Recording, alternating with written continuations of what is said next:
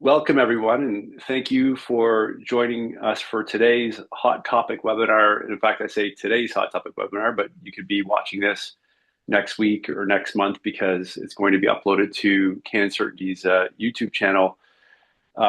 Today's topic is going to be the key to faster access to cancer meds, unlocking advanced biomarker testing. I'm Bill Dempster from 360 Public Affairs, and I'm thrilled to once again moderate this important discussion. I'm going to pull up my slides. Get over to that. Thank you for your patience. Thank you for your attention to this matter.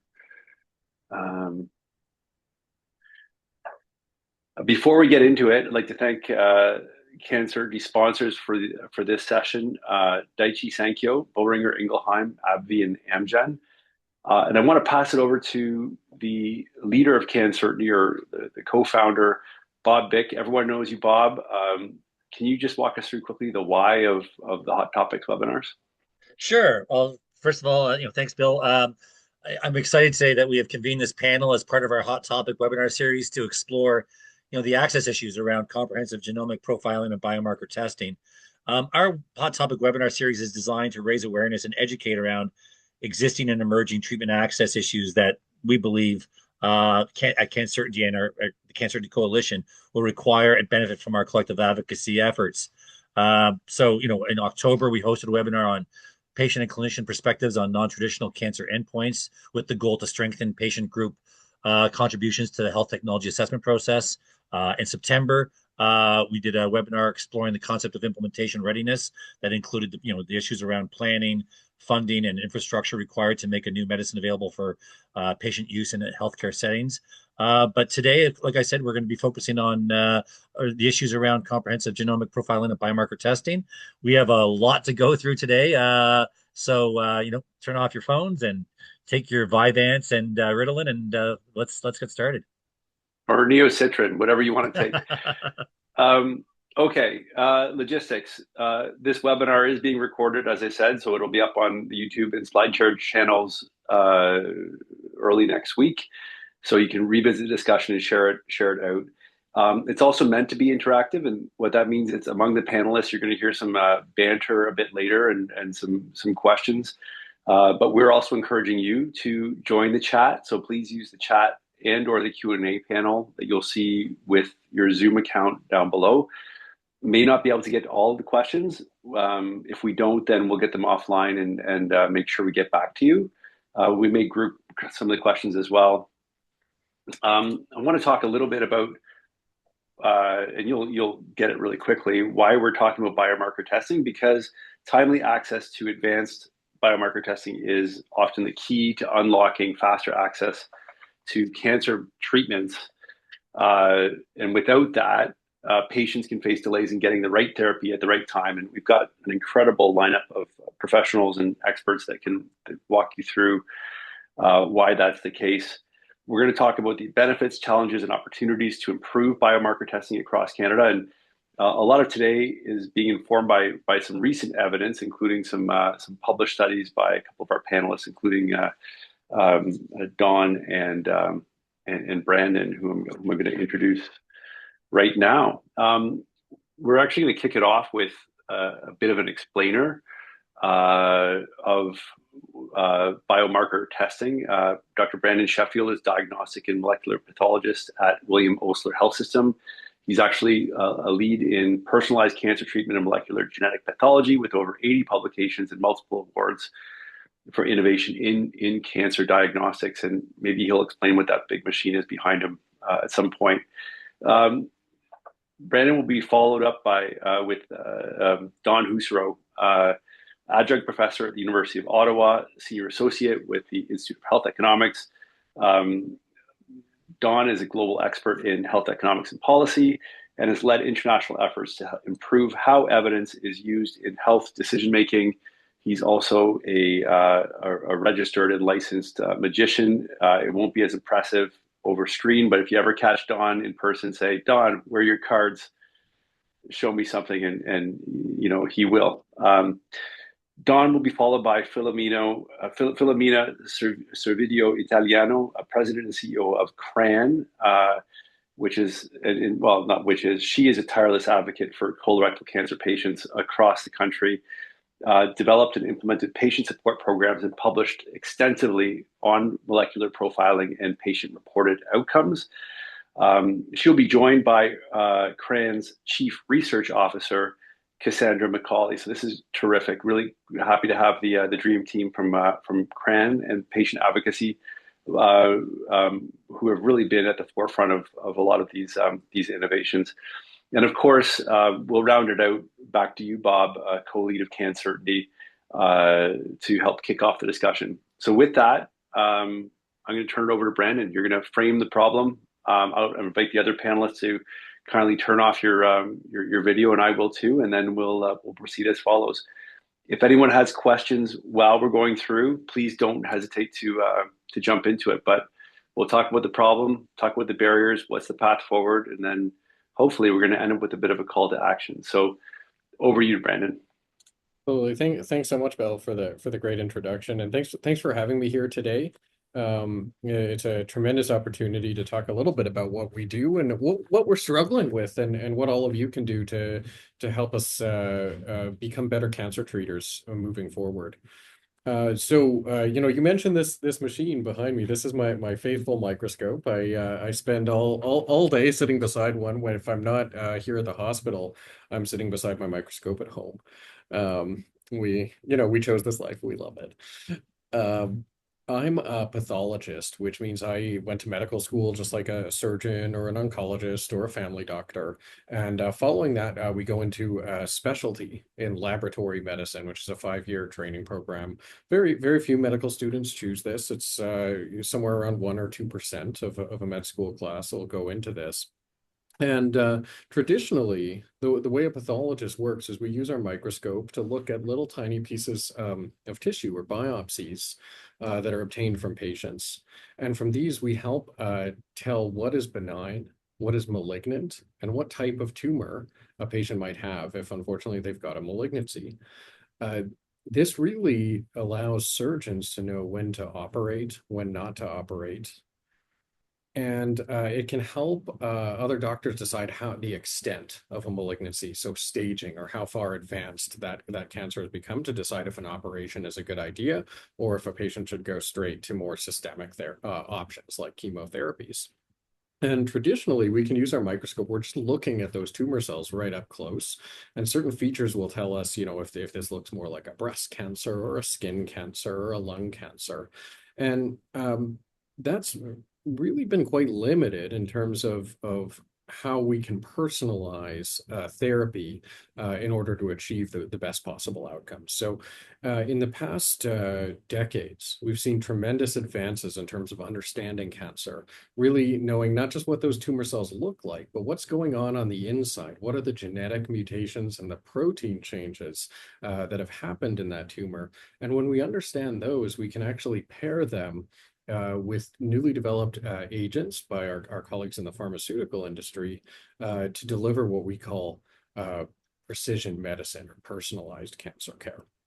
Now, when we try and identify something in a patient, we use the term biomarker. And it's a term that we throw around a lot. It can be very difficult to understand, but a biomarker is really just any information that we provide in the lab that gives your doctors a clue as to what's going on the inside. And whenever I think about biomarkers, I like to compare them to what I think is the best biomarker ever developed of all time, and that's the pregnancy test. Like you see the commercials for it on TV. It's a stick that you pee on, and 2 minutes later, there's either 2 blue lines or 1 blue line. And that test will tell your doctors if there's a baby inside or if the patient is pregnant. Cancer biomarkers are very similar. We do blood tests or tumor-based tests for molecules like EGFR in lung cancer, or estrogen receptor in breast cancer, BRAF in melanoma. And the presence or absence of those markers gives you oncologists a clue as to what's actually happening on the inside and how we might respond with appropriate targeted therapies. Now, unfortunately, it's the theory here is a lot easier than the actual delivery. And even though the science is well worked out, not every patient going through a cancer journey has smooth and timely access to those biomarker results when they need to. And again, I always go back to that pregnancy test. If you need it, it's there in the drugstore. It costs about $20, or if you go into an emergency department, they have them for free.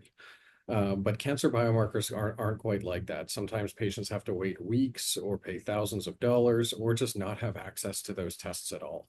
In fact, there was a recent study that our group performed for lung cancer biomarkers, where we constructed lung cancer samples and sent them around to all the major testing hospitals in Canada. Most of the labs were able to get their results correctly, but sometimes not. And of all the labs that got the results correctly, there was a huge range where some of them could do the results within 1 week, and others would take up to 2 months to deliver those same results. We know that when a patient has complete biomarker data, that their outcome will be better for their cancer. And when that biomarker data is available right at the first time they meet their oncologist, that's actually the best possible scenario. Those patients will do much better than the patients who have to wait or who have to hunt down those biomarker results from various different institutions. Yet still, we see those delays. In terms of why that's happening, it's really complex. I think of three main barriers for delivering biomarkers. We need, and they're all sort of related to funding. We need funding for equipment, things like gene sequencers, things like microscopes, things like immunohistochemistry or IHC machines. Most hospitals in Canada rely on donors to provide their capital expenditure, and that's actually the easiest barrier to overcome. We then need funding for reagents, chemicals, and little pieces of plastic that make these machines work. They're fairly inexpensive, but the overall availability of funding from our provincial governments who supply this is spotty, and it's not always equitable across the country. And then the hardest thing to come by is human resources. Professionals like myself, a molecular pathologist, they're very hard to come by. And even if funding is available, it's not always possible to have a molecular pathologist. And a lot of patients go through a cancer journey without access to a molecular pathologist. Some of them will have PhD scientists, or some of them will have no molecular expertise whatsoever. And then the technologists. There's hundreds of individuals that work within the laboratory behind the scenes performing these tests. And even when we have funding available to pay these individuals, it's becoming harder and harder to recruit them, particularly into subspecialty areas of the lab like molecular pathology. So thank you very much for coming today and for tuning into this. I really look forward to a fruitful discussion with our colleagues and hearing from folks like Don and Philomena. So don't want to take up too much of their time. Thanks so much, Brendan. We'll get you back out for the discussion a bit later. Don, you've dug into this across the country, and Brandon hinted at it.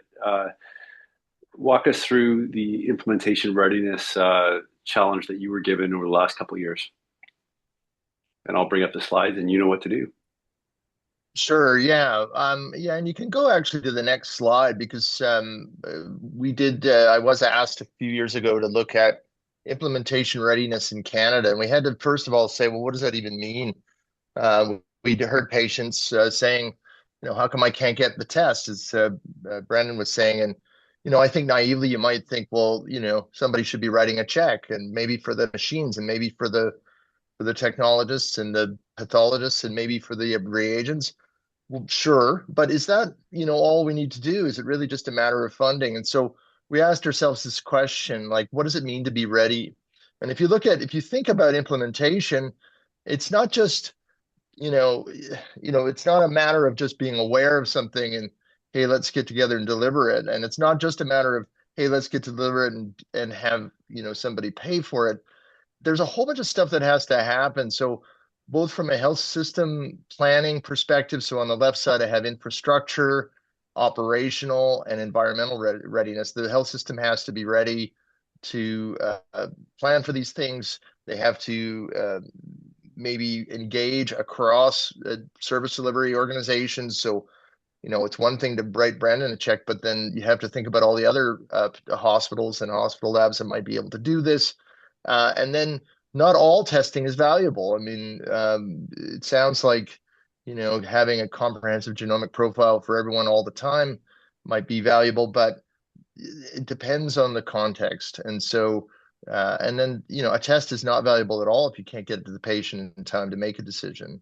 And then there's the whole care delivery readiness. Like, can you actually execute this? Do you have, you might need couriers in place for tissue samples. You might need certain physicians and labs talking to each other.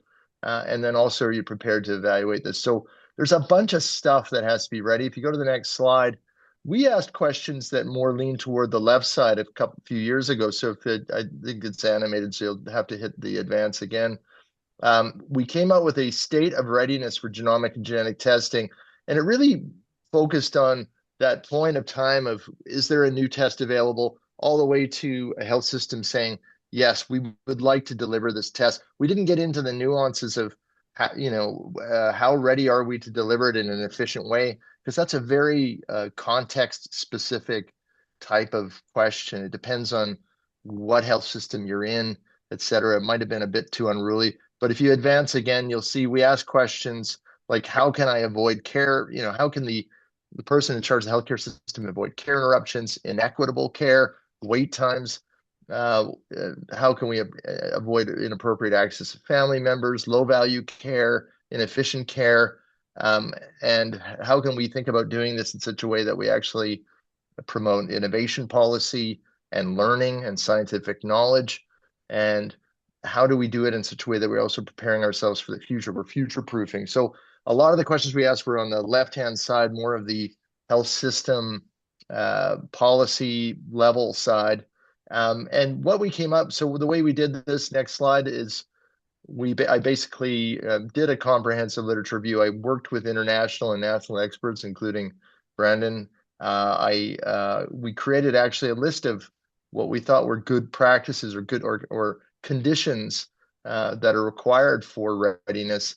And then we mapped this against 5 provinces, and at that time, BC, Alberta, Ontario, Quebec, and Nova Scotia.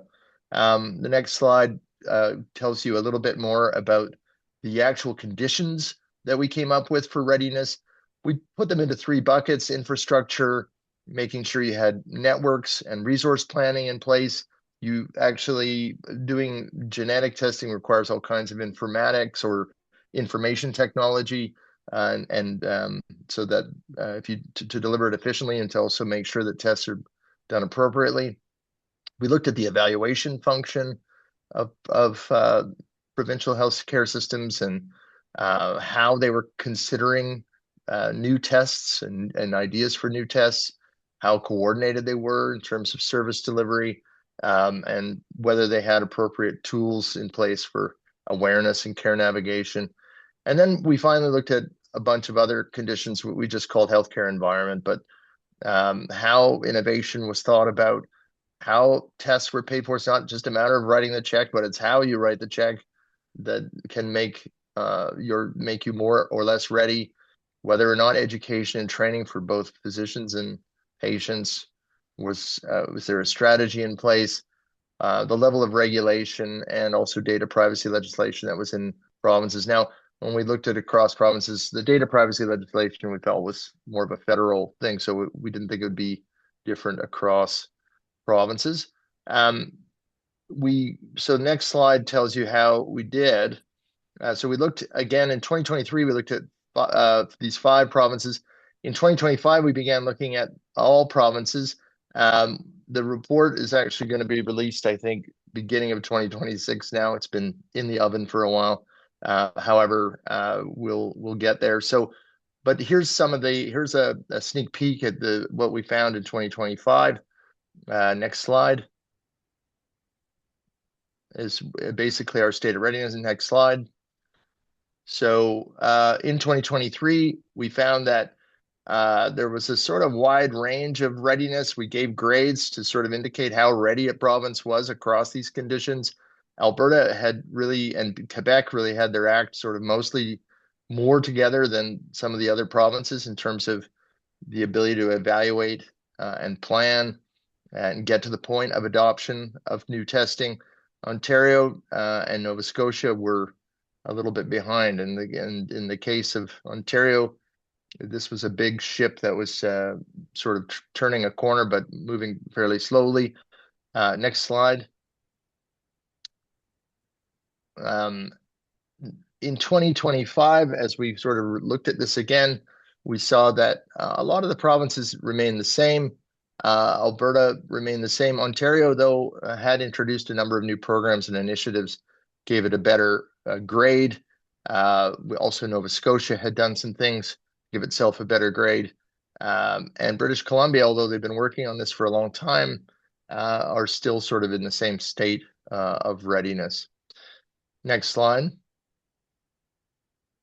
So some observations from the work we did, as I said, Ontario, they established what's called a provincial genetics program.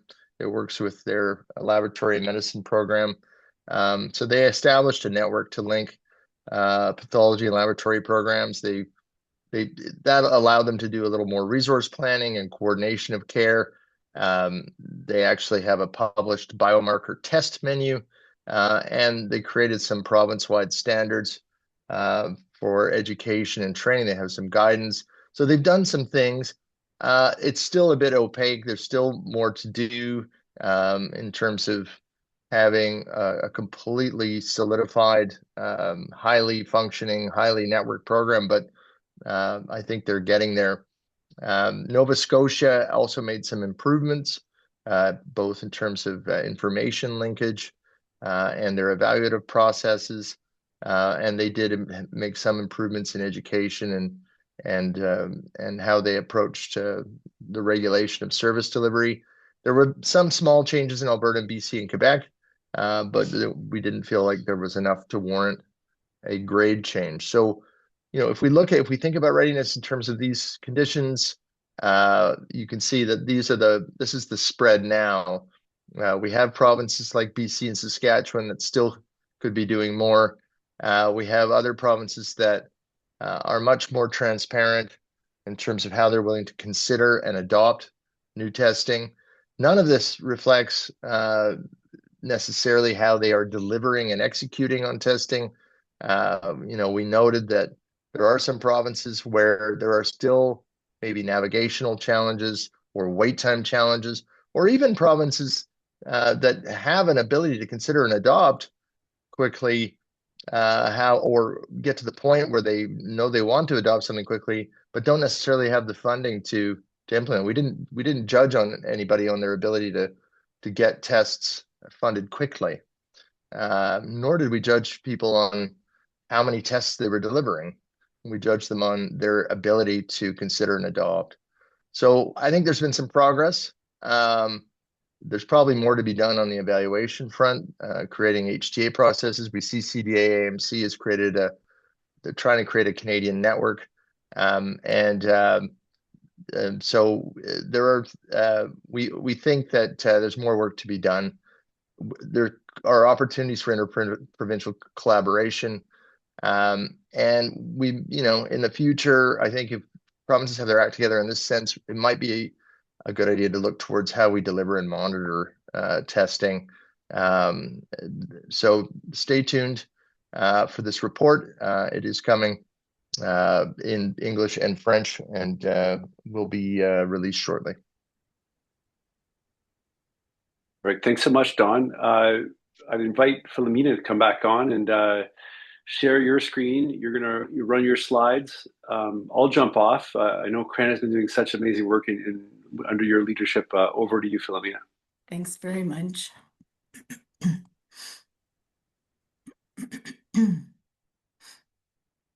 So just let me know whether or not we're good to go. Bill, are we good? Good to go. Looks good.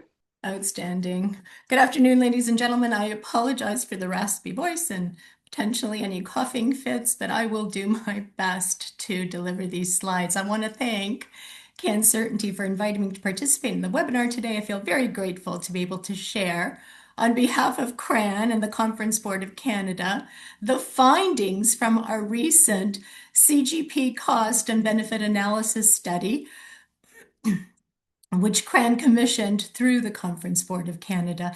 And for those of you who are not familiar with the Conference Board, they're essentially a research-based company who generate economic data in Canada to drive positive change through innovation and evidence-based ideas. We actually have felt very privileged to have been able to work with them for the past year. So in terms of the very ambitious agenda to which I will be adhering, I'd like to speak to why we dedicated a mandate to advancing biomarker testing, speak to the work and efforts that led to the Comprehensive Genomic Profiling, or CGP, cost-benefit analysis study, and then we'll get right into the compelling CGP study findings that were recently issued. So why? Why, as a patient organization, do we have a rather robust mandate dedicated to advancing biomarker testing? Everything that we do at CRAN is inspired by patients and the challenges and barriers they experience throughout their journeys informs our work. And over the years, we've heard from patients, such as Matthew appearing on the left, that biomarker testing results are not being delivered in a timely manner to help inform clinical decisions. In Matthew's case, it took 5 months for his biomarker testing results to come back to help inform his treatment plan. And increasingly, we're also hearing from patients like Robin appearing on the right, who are keen to have their tumor's biomarker profile comprehensively assessed so that they may feel empowered to thoroughly explore every potential treatment option with their treating oncologist that may be available to them. In Robin's case, CGP identified an actionable mutation, an HRD, for which she received a targeted treatment for her metastatic colorectal cancer, which significantly and meaningfully improved her quality of life and also extended the very precious time she was able to spend with her family before passing. Metastatic cancer patients across tumor types have been contacting us and contacting other patient advocacy groups to request information and assistance with respect to accessing CGP, as well as relaying that biomarker testing results are not being delivered by the time they meet with their treating oncologist to help inform critically important treatment decisions. And this requires advocacy efforts on the part of the patient groups. So essentially, it's all about the patient who helps drive change. But soliciting change can be a tricky thing. And as humans, we're often resistant to change. And this is one of the hurdles we're presented with in our advocacy work. So if we lean on some principles of change management just for a moment here, we know that in order to elicit any kind of change, we first need to build an awareness of the issue or the issues. And secondly, we need to build the desire to create that much needed change. Now, enhancing access to biomarker testing and precision medicines is a complex, multifactorial issue. And to make an impact, we need to have diverse stakeholders at the table. I, myself, and my colleagues are true believers in the power of collaboration, and by collaborating with and working with as many stakeholders, as many experts, as many patient groups as possible, I truly believe we can more effectively build that awareness and the desire that is required to solicit that change. So before I get into CRAN's CGP project, I want to take a moment to speak to our second biomarkers conference that we hosted back in June of 2024, which was widely supported by the patient group community, 24 patient groups actually, as highlighted on the left side of the slide, as well as diverse stakeholders who participated in that conference. Leading experts engaged in very thoughtful discussions throughout the conference, and the outcomes included 2 calls to action, which were developed and disseminated throughout our post-conference publication appearing in Current Oncology, and they included 1, improving access to publicly funded CGP for all patients with advanced and metastatic cancer, and 2, developing and implementing national standards for the performance, the integration, the coordination, and the communication of biomarker testing. Once the June 2024 conference was completed, together with a medical oncologist and a patient in each respective province, we met with ministries of health and key policy professionals in Alberta, Manitoba, Saskatchewan, Newfoundland, British Columbia, and Ontario to share the outcomes of our conference series on behalf of our patient group partners. I believe it's been a rather successful start to the advocacy campaign, opening the door to allow us to build that awareness and desire for change of which I spoke earlier, which are truly the prerequisites to change. But I have to share with you, ladies and gentlemen, that through those meetings, CREN was able to identify a missing link, something that policymakers were looking for that I just couldn't provide because the evidence simply did not exist in the Canadian context. That missing link was the economic piece to support the introduction of comprehensive genomic profiling into the cancer care landscape. So the next step in our advocacy work was essentially to lead a study to evaluate the costs and benefits of funding universal CGP across Canada for 5 stage 4 cancers: lung, colorectal, pancreas, breast, and prostate, versus the current standard of care to determine if CGP could become the new standard of care in Canada for all de novo metastatic cancer patients in Canada.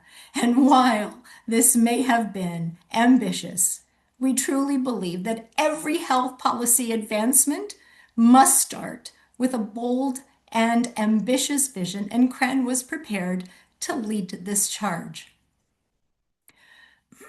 So a little over a year ago, CREN commissioned the Conference Board of Canada to model and analyze the cost and benefits of universal CGP versus the current standard of care across the top 5 cancers based on mortality rates in the de novo metastatic setting. Those 5 cancers, lung, colorectal, pancreatic, breast, and prostate cancers, account for approximately 60% of deaths in Canada, which is precisely why they were chosen. The current standard of care was modeled to be a 50-50 split of CGP and point mutational testing, as was recommended by the expert reviewers, which is reflective of the inconsistencies with publicly funded testing across our country currently. The costs and benefits were modeled and analyzed over a 6-year time horizon from 2025 to 2030 to capture both current and emerging technologies. The analysis has taken on a societal perspective. It looked specifically at the implementation of CGP in the Canadian context, and it offers key insights that we truly believe will be quite helpful in shaping future policy development. Now, the implications of this project extend well beyond the 5 identified cancers. And we plan to continue to generate compelling evidence by exploring provincial level real-world data and examining how the findings can be extrapolated and applied in additional tumor types through the next phase of our work, which is currently under development. The initial findings of the CGP cost and benefit analysis were delivered as the keynote presentation at CREN's 2025 Biomarkers Conference this past June. which focused on the future of genomic testing in the Canadian healthcare landscape. And the final report was released a month ago in English, and its French version was just released a couple of weeks back, and we are quite proud. These are the 18 wonderful patient groups who stand in solidarity with our vision for this research project and beyond. We are incredibly thankful for their support, and I feel honored to be sharing this information on behalf of these groups in CRAN, and a shout out to our industry partners for having supported the project financially. In the modeling, the costs that were assessed included treatment costs, which not surprisingly accounted for the majority of the costs, gene panel costs, inclusive of bench costs, overhead, analysis, and storage. There were costs associated with delayed care. These are the validated costs associated with turnaround times and costs associated with hospitalization, surgeries, physician services, other diagnostic testing and prescription drug costs, home and community care services, for example, and alternative testing costs, which were applied to patients with unsuccessful CGP results, which accounted for approximately 10%. Two primary benefits were modeled: life years gained, which was derived by the higher rates of identifying actionable biomarkers and receiving matched therapies, and societal contributions assessed by increased total income linked to improved survival when patients are able to avail themselves of an additional line of targeted therapy. I am so very pleased to report that study findings were indeed quite compelling and positive across all 5 tumor types. I'll start with the benefits. Most importantly, the analysis found that 3,440 life years would be gained across the 5 tumor types. This and this alone, my friends, should be reason enough to move forward with CGP throughout Canada, but it most certainly does get better. The analysis found that $180 million would be gained in societal economic contribution through an increase in total income linked to improved survival. The economic contributions captures not only direct employment income, but other contributions such as investment income, private retirement income, employment insurance, etc. And when the costs were calculated, it turned out that there wasn't a cost incurred at all, but rather a potential savings to the healthcare system. The modeling demonstrated that universal CGP could actually save the healthcare system money to the tune of $87 million to $134 million over the 6-year time horizon. Additionally, costs are expected to further decrease and savings and benefits further increase as CGP and precision medicine evolve. The cost and benefit analysis has demonstrated that universal CGP for patients diagnosed with metastatic cancer in Canada can result in significant survival benefits for these patients at decreased healthcare system cost compared to the current standard of care. And to our knowledge, this is the first data generated modeling the costs and benefits of universal CGP in the Canadian healthcare system. And if we dig in just a little further, overall, we know that lung, colorectal, pancreas, breast, and prostate cancers account for close to 60% of Canadian cancer mortality. Due to the many nuances of tumor subtypes and extensive treatment lines for lung, pancreatic, and breast cancers, researchers decided to focus on just the stage 4 subtypes with the highest prevalence. So with respect to lung cancer, for example, only metastatic non-small cell lung cancer was modeled because it accounts for approximately 87% of metastatic lung cancer cases. For the same reason, only metastatic pancreatic ductal adenocarcinoma, which accounts for 90% of pancreatic cancer cases, and metastatic invasive ductal carcinoma, accounting for 80% of breast cancer cases, were modeled. Colorectal and prostate cancers, however, were modeled as single diseases. The findings were positive across all 5 tumor types, as the slide clearly demonstrates. This data is extremely encouraging and hopeful, and from the perspective of the patient, which should drive all health policy decisions, CGP is a clear win. In looking at this slide, the focus is on lung cancer. Positive values that are highlighted in green indicate a cost savings to the healthcare system. And as you can see, depending on the type of gene panel utilized, if CGP were universally adopted for metastatic lung cancer, we see significant system-level savings. These values were modeled conservatively and are likely underestimated. Not only could universal access to CGP save lives, but it could also save the healthcare system resources and money. We believe this economic case is critical to advancing policy change.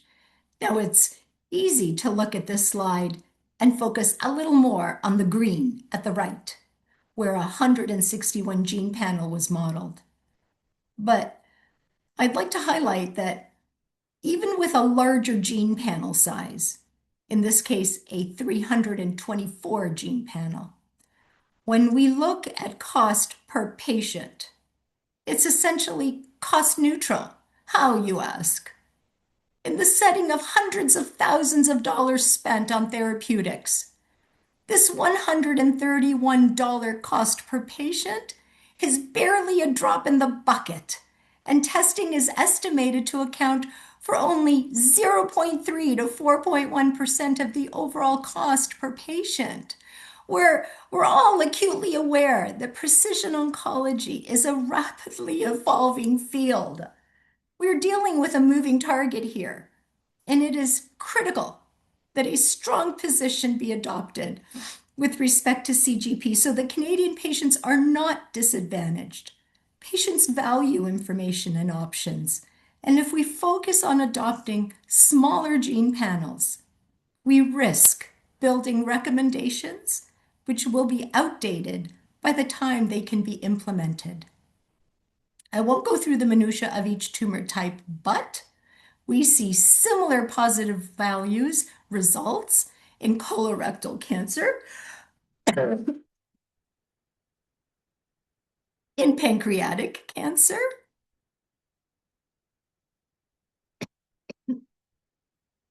in breast cancer, and in prostate cancer.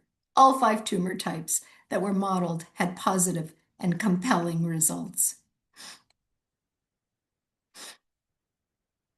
Ladies and gentlemen, we can't possibly rest our laurels on what has been generated to date. But this is a great start, and we, with our patient group partners, will continue with our National Collaborative Biomarker Advocacy Campaign to present these compelling findings to provincial ministries of health and decision makers across the country. We will do so with the assistance of medical oncologists, the Conference Board of Canada, who has played such an instrumental role in assuming the lead on the study to help to generate these findings. And of course, we will have a patient representative in every province with us because they drive everything we do at CRAN. And of course, we will proceed to phase 2 of our project to amass additional findings to add to the body of evidence to support the introduction of CGP in the Canadian cancer care landscape. CRAN's Pan-Tumor Biomarkers Conference Series has certainly evolved over the years, from identifying barriers and challenges to molecular testing and results, to proceeding towards a national strategy for advancing CGP in metastatic cancer care in 2026. Our 2025 Biomarkers Conference outcomes will be published, and that publication will contain the CGP cost and benefit analysis findings to kick off our 2026 conference. We do hope to see you all there virtually. And finally, together with our patient advocacy partners and the support of our stakeholders, we're working towards reducing turnaround times for biomarker testing and results across tumor types and providing equitable access to comprehensive genomic profiling for metastatic cancer patients in Canada. But our voice is stronger together. And on behalf of CRAN, I invite you to stand with us. Thank you, ladies and gentlemen, for your attention today.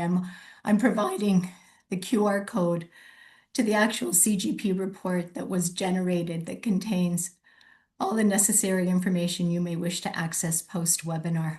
I'm going to hand it off to Cassandra for the Q&A for the rest of the webinar, because I can see that my voice is actually fading. Thank you. Thank you for joining today.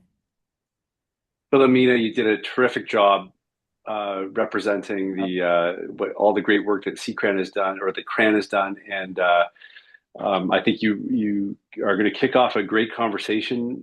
Cassandra, thank you for jumping on. I'd actually invite all of the panelists back on screen if that can happen. Jump back on if you can. We're going to open it up to some Q's and A's, and I'd invite people to use the chat and the Q&A panel as well. I put the links to several of the reports that we've been referencing. I've got a few questions if others don't. Maybe I'll. Oh, sorry, Bob. I actually turned you off because you kept on. You were. Let me just allow you to invite you to turn it back on again. There you go, coming back on. Excellent. Yeah, my first question. I mean, a lot of people hear about whole genome sequencing and ways to get their own genetic profile done, and it used to cost many thousands of dollars to do that. I know we're talking about comprehensive genetic profiling of tumors.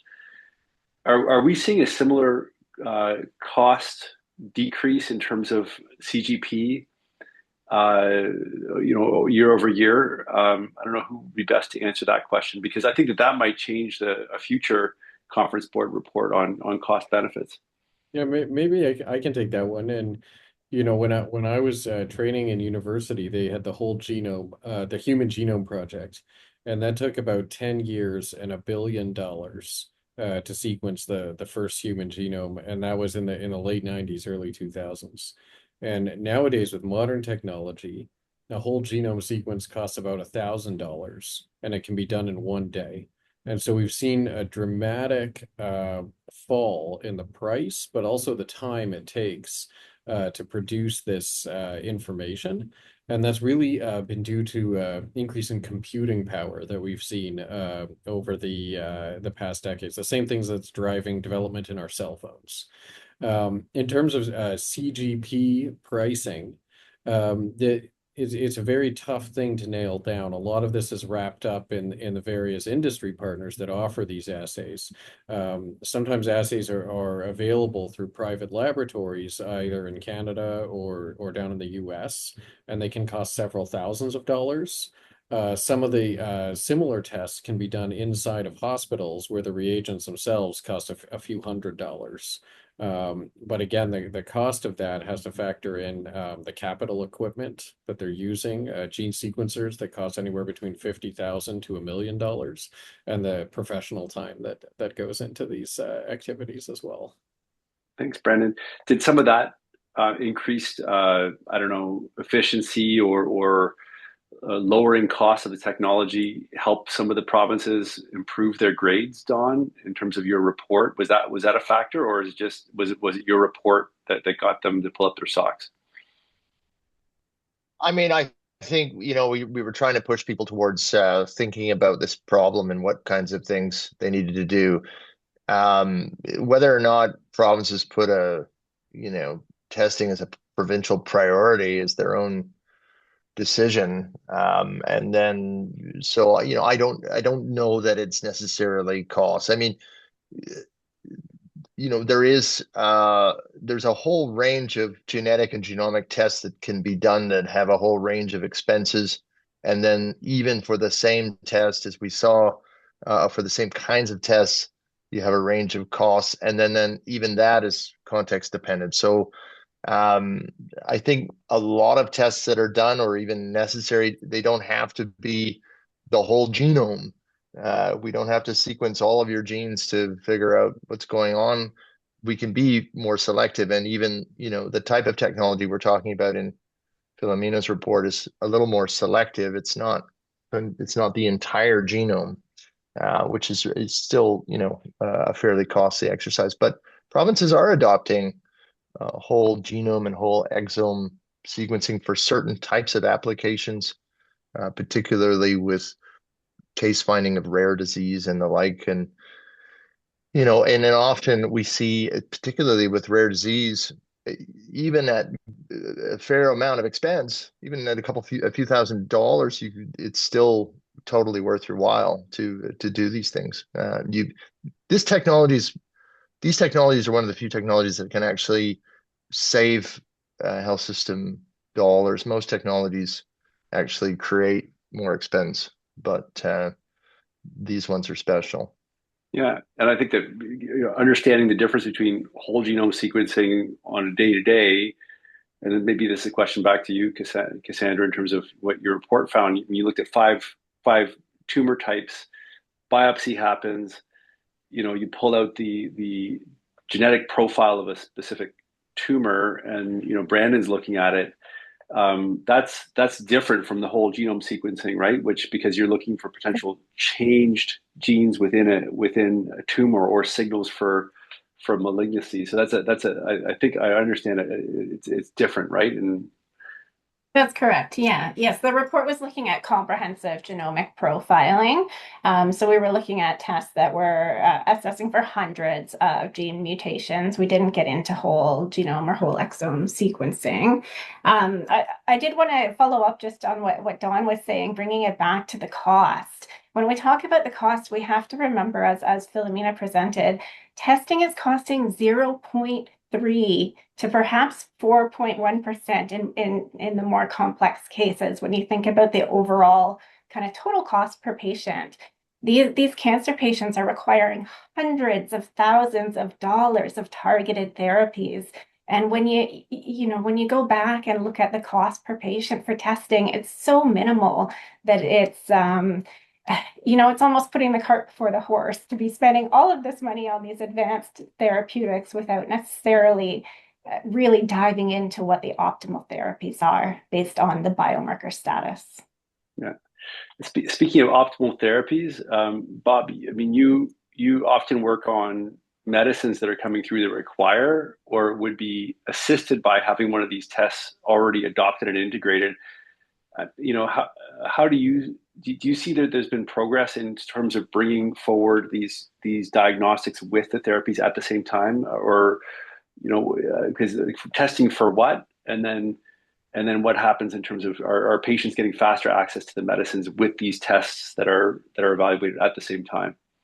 Well, sure. It's absolutely a mixed bag. I mean, I think to loop back to what Don Husro had mentioned about, we one of the things that he identified is that we actually need improvements in our HTA processes, to actually improve this pairing that you're talking about, so that we can actually, advance access to the testing at the same time that these actual, targeted treatments are actually coming to, being made available to patients at the end of this very long journey, this 2-year journey of patient access. So I think that's what today's all about, though, right? Is to identify the path forward to improve patient access and Canada's readiness to advance biomarker testing.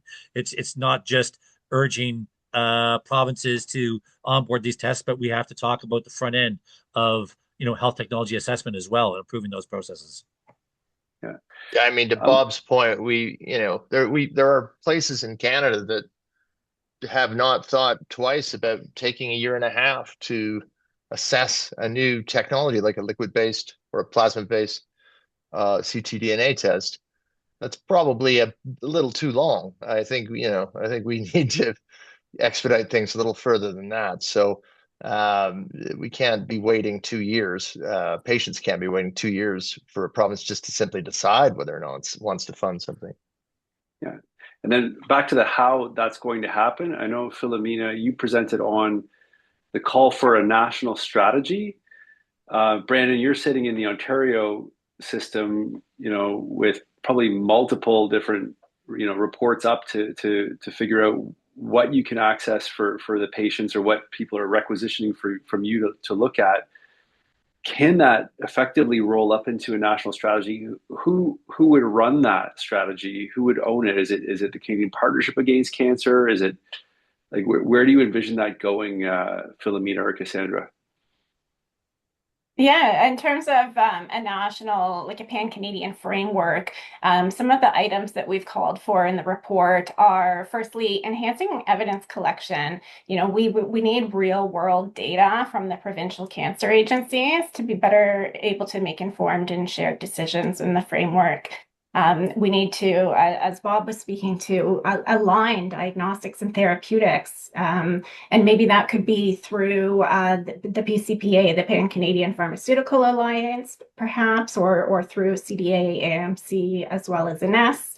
And finally, we also need to strengthen testing capacity. So that could be through establishing, centralized or regional testing hubs. And we really need the standardized protocols, which is something that Brandon spoke to in his presentation. That's so important to ensure equity for our patients amongst various regions of Canada, to ensure that, you're not in the postal code lottery and you're not missing out potentially on high levels of expertise or quick turnaround time based on where you live. Yeah. So I think that the national strategy is so important, right? And that's going to help garner those resources. It's going to help garner the attention of our payers.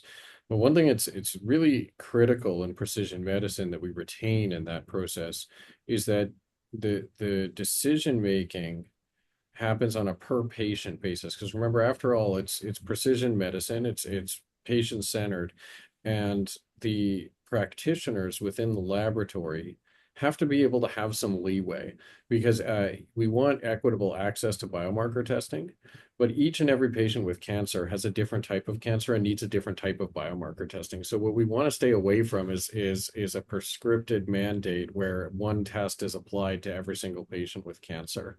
And so to me, the most important resource to have is actually a molecular pathologist looking after each patient, deciding which of these tests is going to be best. In some cases, a single test that can be available within a few hours is going to be more critically important than a test that has thousands of genes that'll take a couple of weeks to deliver. And so just preserving that ability to really personalize the cancer treatment, I think, is key in ensuring the best outcomes for each of our patients. Yeah, thanks, Brandon. And some of you probably heard me say it before. I think of it as like paint by numbers, where you have this color for these squares versus the art of medicine, which actually requires like a toolbox and availability to be able to reach in and have a better painting at the end. But it will require more of an art and unique approach for each patient. I'm imagining one day, tell me if I'm crazy, but some of these tests are going to be like, the soda machines now, and you know exactly what you want, and the same machine kicks out like a mix of whatever. Brandon, are we getting to that point in terms of personalized medicine? We see that, and in terms of precision medicine tests, there's a lot more visibility for patients and their caregivers when they're going through this journey to look at what's available online, to see what's happening in one hospital versus another, and to try and choose those tests. And to me, it's really an unfair position to put patients to be in. We wouldn't go to a surgeon and ask for certain procedures or operations the way some patients are asking for specific molecular tests. So it's interesting that this is happening, and a lot of it is driven by the commercial aspect of this kind of medicine. But while it looks like it's going in that vending machine direction, I really hope that we can do something to help curtail that process and help support our patients when they go through these decisions. Thanks, Brandon. I'll give you an opportunity, just each of you, what do you want watchers and listeners to walk away from this session with, if they, in 1 to 3 sentences max. And maybe Philomena, if you want to jump back on, if you can, you're welcome to, because I want to start, of course, with the patient leader on the call. Sure. I'm sorry. The question, Bill, please forgive What do me. you want people to leave this Oh, webinar with yeah, if they forget everything else, which they won't? You've been incredibly informative, yes, for but sure. walk away with the one thing you want them to remember The, next week. absolute. There's hope, especially for the advanced slash metastatic patient population. There is hope, and change is inevitable for the better. That's what I Okay, want them to leave knowing. thanks, Philomena. Cassandra, do you want to follow up with something? Sure, yeah, I'll bring it back to the idea that really, in order to solicit that change that we keep talking about, we're all talking about this change, we need to promote awareness. And we do that through campaigns. We do that through participating in webinars and conferences like we're doing today, through meetings with policymakers, and through patient and public engagement and education. But awareness campaigns are more effective with more stakeholders at the table. So I guess if I can leave with any kind of takeaway or call to action, it would be to join us and let's work together so we can ensure more equitable access to CGP for metastatic cancer patients in Canada. Awesome, thanks. Dawn? Just that onboarding new tests and keeping up with the pace of innovation, there's a lot of moving parts. It's not some simple thing. It's not like just writing a check or buying the machine. I think patients should expect a transparent approach to that. Just like if I wanted a drug in a province, there's a formulary. There's usually a description of how drugs are funded and decided, especially in provinces that have good approaches.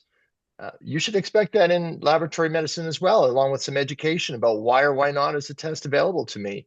I think that's what we need going forward. So we're not bombarded by, as Brennan alluded to, there's a bunch of noise out there that we have to be careful about. Education is going to be a part of this. Excellent. Thank you. Brandon? Well, I would just say that for everybody going through this cancer journey, for the patients and their families, that you probably meet at your healthcare team, a lot of nice doctors, nurses, other healthcare professionals, but just always be aware that you've got one extra healthcare team that you don't see, and they're working very hard behind the scenes to try and help you have the best possible outcome. And that team you're referring to is the That's the pathologist lab and team, everyone. sorry. Yeah. Right on. Thanks, Brandon. And Bob, last word to you. Well, I mean, I want to talk a little bit about how the path forward. So, well, first of all, thank you, Don, Brandon, Philomena, and Cassandra. I've learned a lot today. I hooked on one thing that Don said. He said that each province makes their own decisions with respect to CGP, and I just want to comment that stakeholder advocacy is intended to influence how they take those decisions. So, the path forward to improve patient access and Canada's readiness, with regards to advanced biomarker testing is going to require all stakeholders to work together in this advocacy agenda. We saw some, great tools that CCRAN has presented. The cost benefit analysis that showed life years gained and potential healthcare savings, and recognizing that you can't improve what you don't measure. Don's work, the State of Readiness Progress Report, which I think should be required reading for everybody here. That identifies the significant gaps that need to be addressed. I'm looking forward to, by the way, to the 2025 report. And Brandon's work highlighting the critical gaps in biomarker testing for non-small cell lung cancer illustrates some very clear steps that can be taken to improve quality and equity in Canada. Going forward, we have the opportunity for clinicians and patient groups to join forces and urge provinces to improve access with some clear targets. So I just want to tell everyone that in 2026, CanCerity plans to work more closely with all of our coalitions, specifically CCRAN and the Cancer Clinician Advocacy Forum, to develop the tools and tactics for all patient groups to work together to improve access. So thank you very much, everyone. Excellent. And Bob, I just did want to share the screen with the full umbrella of who is part of the CanCerity Coalition. Once again, thank the sponsors that made this webinar possible: Daiichi Sankyo, Boehringer Ingelheim, AbbVie, and Amgen. Stay tuned for the next Hot Topics webinar, which is going to happen in probably in January at this point. We're going to be talking about 2026, but keep an eye on LinkedIn, etc. Share and subscribe to everything that Bob and the cancer team is putting out. Hopefully, this will. I mean, everyone's like learning in different ways. We've sent you like reports of the readers out there can do that. For those who are walking their dogs and want to listen to Brandon and Cassandra and Philomena and Don and Bob explain this, like different channels, different ways to get access to all this information. Honestly, you did a terrific job, everyone. I think this is going to make a big difference in helping people get on board. Make sure that those B minuses, Don, move into the B pluses. The one question I had for you was like, how do people get an A? Like you're a tough marker, or we suck, or it's challenging. So maybe take that offline. But if we do this again this time next year, I want to see a province in the A. Okay. Well, maybe that's our advocacy campaign, which is, how we get everyone to the A mark. Precisely. All right. Excellent. Thanks very much. Have a great day. Take care. See you soon. Bye-bye. Bye.